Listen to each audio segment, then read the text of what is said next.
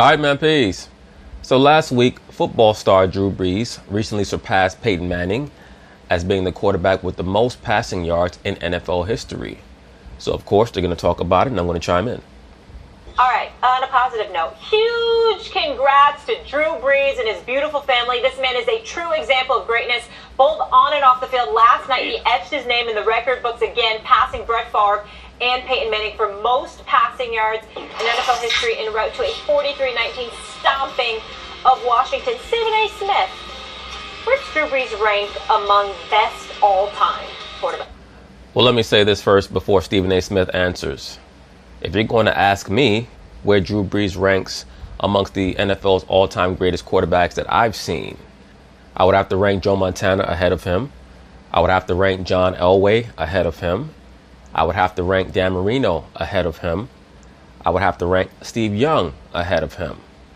I would certainly have to rank Aaron Rodgers and Tom Brady ahead of him. And I would also have to rank Peyton Manning ahead of him as well.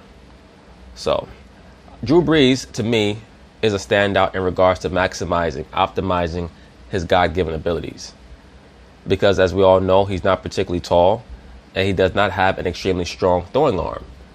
But what he is exceptionally accurate. So he certainly deserves credit for that.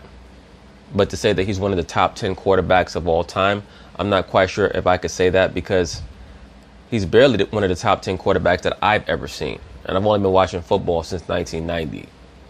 Quarterback. I think he should be considered for top 5. It's not definitive, but he should definitely warrant consideration. I will tell you this right now. I'd take him over Brett Favre. I'll tell you that right now. Thanks, one. I'm not quite sure about that, Stephen A. Smith.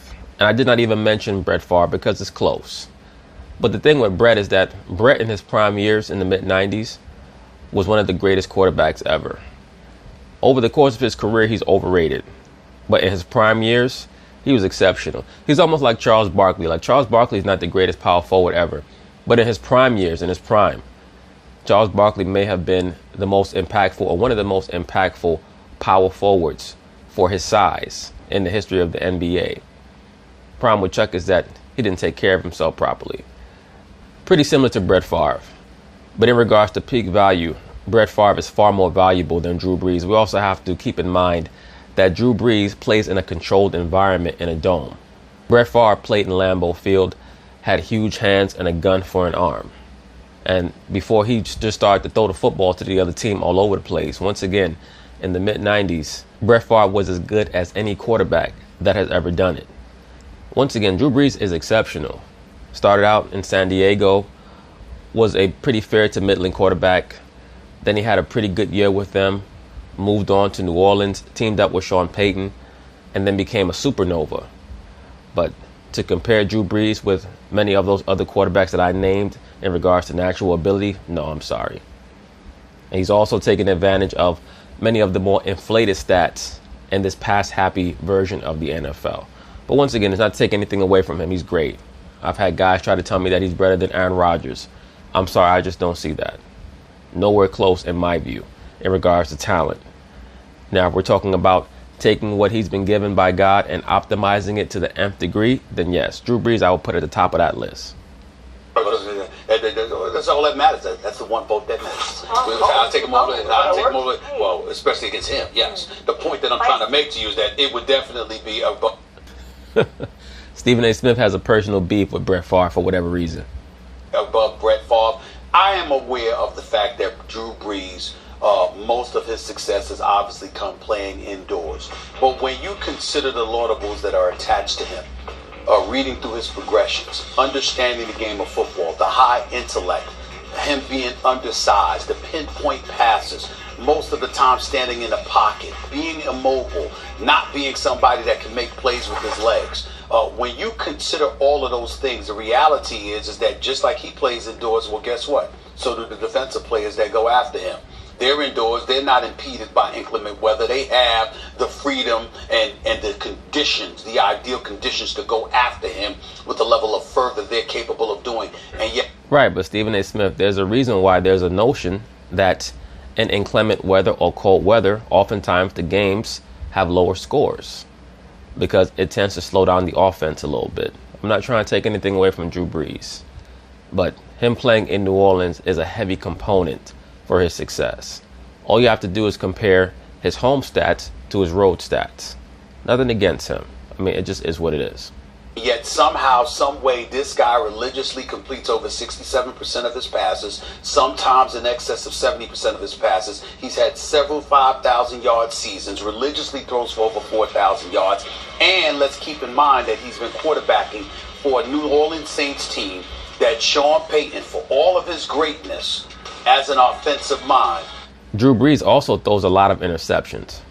He throws a lot of interceptions, especially in big games and big spots. It's very rare that he's given Drew Brees a defense to rely upon. Last year, we praised New Orleans. It's not that easy to have a defense that you can rely upon when you have to pay the quarterback all that money. Religiously, because for the first time in a while, we had seen Drew Brees and the Saints offense with an actual defense to rely upon.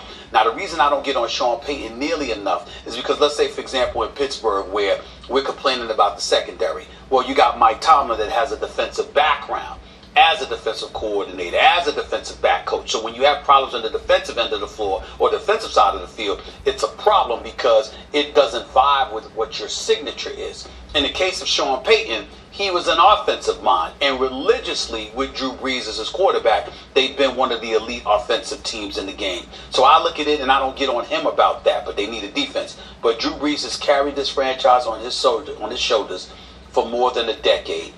And you know what's funny about Drew Brees? What's extremely interesting about him? Many people don't know that he had a very fractured relationship with his mother, a woman by the name of Mina Brees, who was a politician in Texas.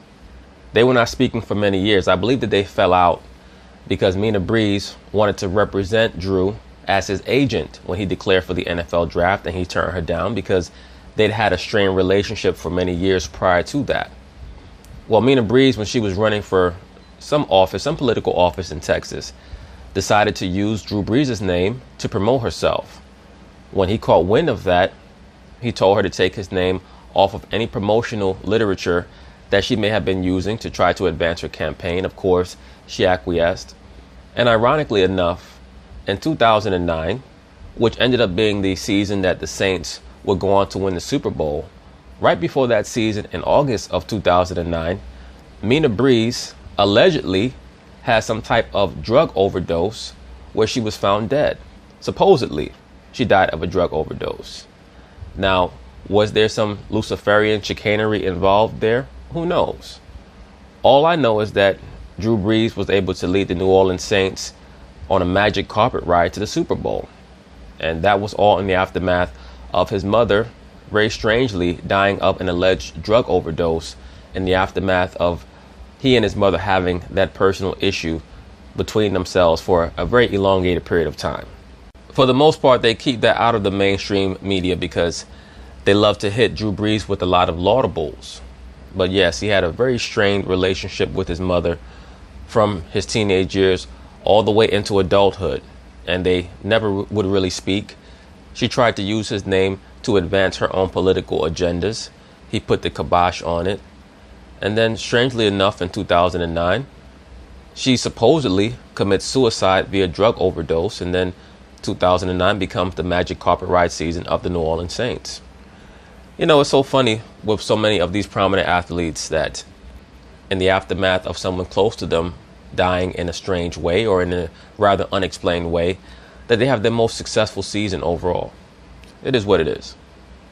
When you consider that and his numbers now, the all-time leading passer in NFL history, and you consider the percentages, I think that you have to look at him as one of the top 5 quarterbacks of all time. He's not top 5. I don't think he's in the conversation for top 5. No, not at all. He's not in the conversation for top 5 at all. And I think that, to be quite honest with you, Stephen A. Smith did not do a list. I think that he's just talking. Because if you do a real list, it becomes readily apparent that if you really know football, there's no way that Drew Brees could be one of the top 5 quarterbacks ever. I mean, I'm not even including Warren Moon.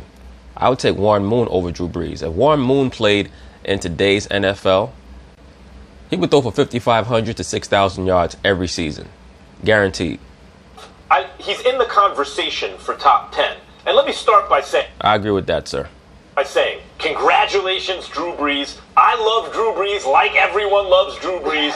And you hate to do this segment the day after he sets the record, right? Absolutely. Because you don't want to be negative when a guy has this is a moment for congratulations. But if we're talking about ranking, guys, I know he's a great guy. Like if you got to run somewhere and leave your kids somewhere, you'd be like, hey, Drew, can you watch my kid? He's that kind of guy. But is he a top 5 quarterback? Even top 10? Look, here are guys who are clearly better than Drew Brees, or greater. Tom Brady, who played in the same era, and was better, clearly. Peyton Manning, same thing.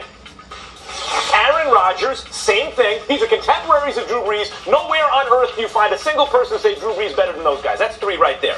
And in the previous era, Joe Montana, 5 championships. He was the best. He competed against Dan Marino, who was considered the most talented passer of all time. John Elway, 2-time Super Bowl champ. And Brett Favre. You say not Brett Favre. Brett Favre, like, the way you think about Patrick Mahomes now, when you see that, you go, that's just different. Brett Favre is one of those all-time talents who was mistakenly called for a while the greatest quarterback ever. He never was. But he was among the greatest talents and certainly a top 10 quarterback. I agree with everything that Max Kellerman has stated right here. I have to give him credit. I would take Brett Favre over Drew Brees. It's close, but I would take him over Drew Brees. I would even take Warren Moon over Drew Brees, and I would also take Steve Young over Drew Brees, as I've stated. I might even take Troy Aikman over Drew Brees as well. 7 are in, that's over. Now you got 3 more slots. Don't say Brett Favre is over. It's over. It's not over. Troy Aikman, who, by the way... I agree with that. By the way, was a very accurate passer with 3 Super Bowl championships, and like Drew Brees, usually considered the 2nd or 3rd, something like that, best quarterback of his era. Jim Kelly, same sort of thing. I forget about that one is close. I had not thought about that one. Jim Kelly is close. Otto Graham and like Johnny Unitas pre-Super Bowl era. I'm just talking about Super Bowl era. Drew Brees may be in the top 10, maybe not. Certainly not top 5. The fact that he got all the passing records has to do with the fact that he's an all-time great quarterback playing in a passing era. He's stayed healthy. He's had an offensive coach, and he's played in the dome. Those factors combined with a great quarterback to give him all the records. Not give him. He didn't get anything. He took all those records. Good for him. But in the previous era, he was number 3 behind Brady and Peyton. And in this era, he's number 3 behind Brady and Rodgers. And so when you're like the 3rd best of your era, there are enough eras all time. You may not be top 10. Maybe you are, maybe you're not. The fact that he's had a long enough career, if push came to shove, I'd say, yeah, Drew Brees is top 10, like right around 9 or 10. I think you missed Warren Moon. Thank you, sir.